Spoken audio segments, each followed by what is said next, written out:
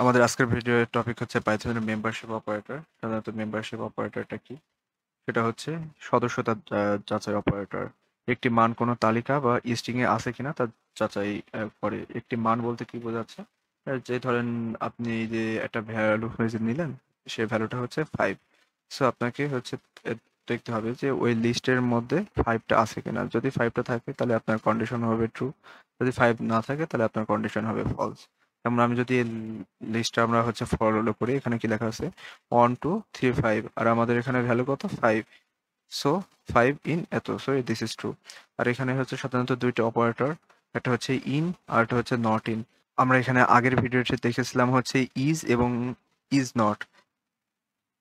So is এবং is not ছিল হচ্ছে আপনার আইডেন্টিটি অপারেটর, বাট এখানে হচ্ছে ইন এবং হচ্ছে নট ইন, সেটা কিন্তু আপনার হচ্ছে মেম্বারশিপ অপারেটর না। মানে অনেক সময় মানে কি অনেকে এই জিনিসটা মিলিয়ে ফেলে, তো আমি এর জন্য রিমাইন্ডার দিয়ে দিলাম। সো ইন আর হচ্ছে নট ইন, এর দুইটা কিন্তু আমাদের মেম্বারশিপ অপারেটর। মেম্বারশিপ অপারেটরের কাজটা কি? যে হচ্ছে ইন বলতে বোঝাই যে কোনো একটা ভ্যালু, ওইটা হচ্ছে ওই লিস্টের ভিতরে আছে কিনা ওইটাকে আইডেন্টিফাই করা।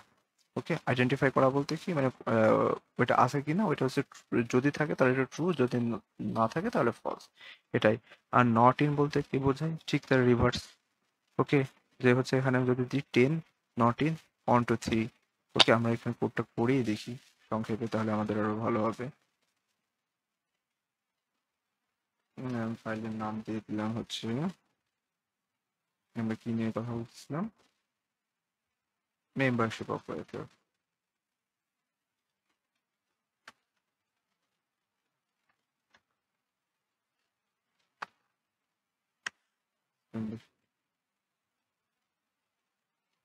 এক্স এর ভ্যালু আমি দিলাম এখানে 5।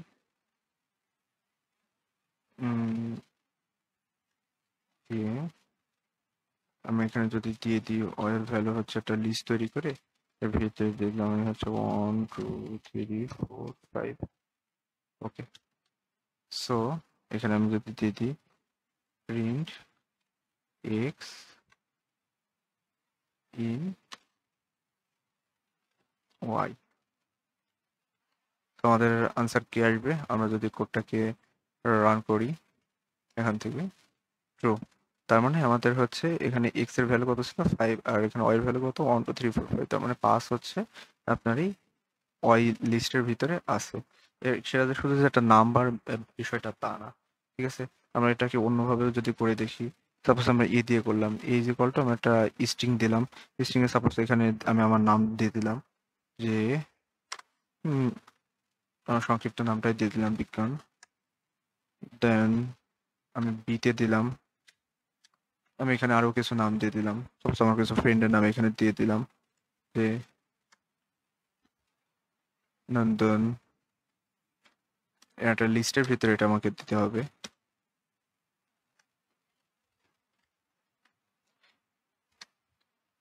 এখানে আমি যে সিঙ্গেল কোটেশন ইউজ করেছি বা এখানে যে ডাবল কোটেশন ইউজ করেছি, এখানে ঘাবড়ানোর কিছু নাই।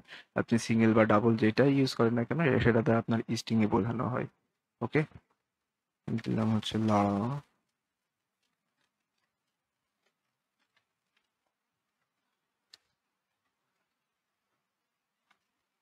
ওকে, যদি আমি লিখি যে প্রিন্ট